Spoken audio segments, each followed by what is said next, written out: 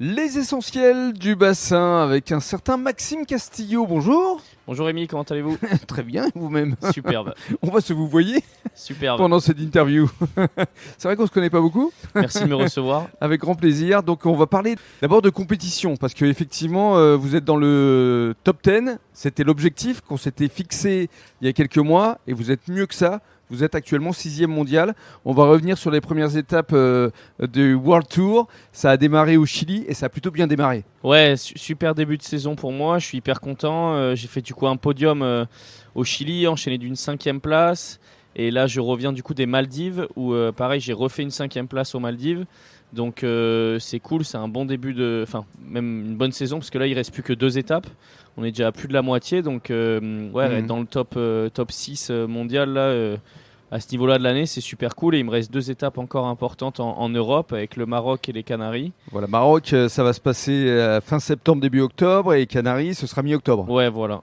Donc là, hyper motivé pour la fin de la saison et en espérant pouvoir améliorer mon classement de l'an dernier. Ah bah c'est bien parti là. C'est cool, ouais. C'est cool. Après, voilà, faut réussir à tenir jusqu'au bout. Mais oui, c'est de bon augure, on va dire. Alors, petit focus sur quand même ces étapes qui étaient importantes. Le Chili, ça a été un début de saison formidable. Il y a eu le Brésil, un peu moins performant. Ouais. Les Maldives, là, c'était début août. Ça s'est passé à peu de choses. Ouais, le Chili, on a fait un podium avec 3 Français. Là, c'était quelque chose qui n'était jamais arrivé dans l'histoire du sport. Donc, c'était superbe.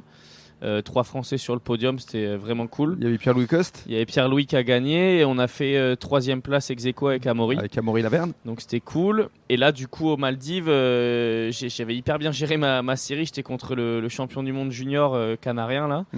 Et au dernier moment, à la dernière 3 minutes, il a réussi à prendre une vague sur une vague qui n'était pas forcément très bien, mais il a réussi à faire une belle manœuvre et du coup il m'est passé devant. Donc. Ça veut dire que ça se joue à peu de choses parce que vous dépendez des vagues, vous dépendez de la météo. Ah oui, ça se joue bien sûr. Et on est puis dans un dans sport le mental, c'est compliqué quoi. Carrément, ouais, non, dans un sport qui est très dépendant des conditions et des fois il faut avoir un peu de chance, un peu de réussite. Donc des fois où ça va dans ta faveur et d'autres.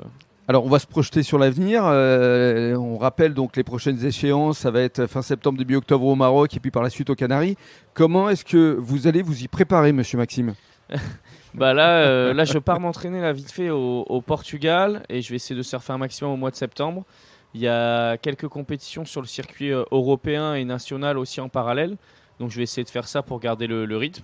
Oui. Et voilà. Et puis, on va essayer d'arriver en forme sur cette fin d'année. Et puis je vais conclure avec une nouvelle corde à votre arc parce que vous avez été commentateur lors de la Sali Pro. C'était il y a 8 jours avec Nicolas Padois au Sunroots qui ont organisé une étape pour la Coupe du Monde Junior. Ouais, c'était super cool d'avoir. On avait tous les meilleurs juniors du monde qui étaient ici présents sur la plage de la Sali. Donc c'était un honneur de recevoir tout ça. On a sacré la nouvelle championne du monde junior chez les filles et chez les juniors hommes aussi, il y avait beaucoup de niveaux. C'est un petit Canarien. Il y avait une hawaïenne, je crois. C'est la hawaïenne qui a fait championne du monde. Et chez les juniors mecs, c'est un petit du Pays Basque qui a gagné. Donc moi, c'était hyper cool. J'étais au commentateur au live. Alors comment on se sent commentateur derrière un micro comme ça ? Ouais, c'était sympa. Ouais. Comme le père.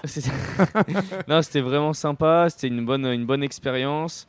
Puis c'était super de pouvoir apporter aussi mon côté un peu technique et mon côté aussi local de la plage sur cette étape-là. C'était vraiment cool. Ça veut dire que vous vous préparez pour les Jeux Olympiques 2028 ? Bon, écoute, on verra. Pourquoi pas ? Si.